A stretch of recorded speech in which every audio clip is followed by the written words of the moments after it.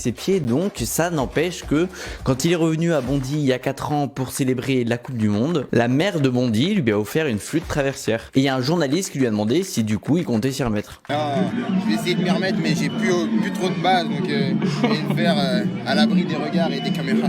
Très curieux de voir ce que ça donne Mbappé à la flûte. En tout cas, c'est cool de voir à quel point l'équipe de France aime la musique. Kylian Mbappé, il a joué de la flûte traversière.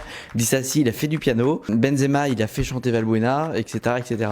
Numéro 11, Dembélé. Les 3 classicos les plus importants à nos yeux, c'est incontestablement le classico Real Madrid-Barcelone, Marseille-PSG et évidemment le plus intense, le plus connu, le classico CM1-CM2. Avec la balle en mousse mouillée de 14 kg et le connard qui prenait la balle à la main à la fin de la récré.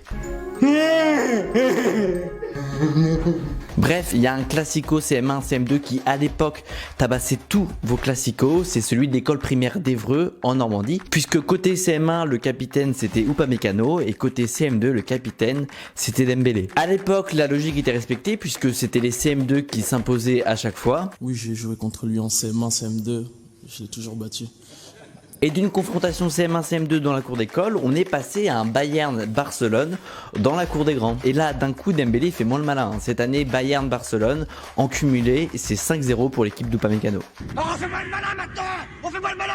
Numéro 12, Kolo Muani. Kolo Muani, c'est le seul joueur de cette équipe de France qui a déjà disputé des Jeux Olympiques. C'était au Japon en 2021 avec une équipe olympienne bien garnie, genre Thauvin, Gignac et Savanier. Vraiment bien garnie. Après, bon, on s'en rappelle, la compétition ça avait été une catastrophe avec une élimination en poule et des défaites 4-1 contre le Mexique et 4-0 contre le Japon, 11 buts encaissés en 3 matchs seulement, ce qui place les Bleus sur le podium des défenses les plus ridicules de l'histoire, derrière la défense du Brésil en 2014 et la défense de Pierre Ménez en 2021. Ah bah c'est sûr que si t'étais un mec, j'aurais pas soulevé ta jupe. Ça, c'est...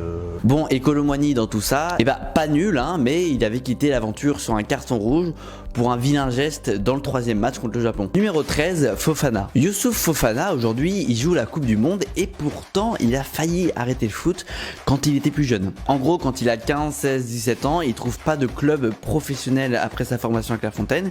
Du coup, il joue à Drancy, un club amateur, pendant que ses copains d'enfance Aminarit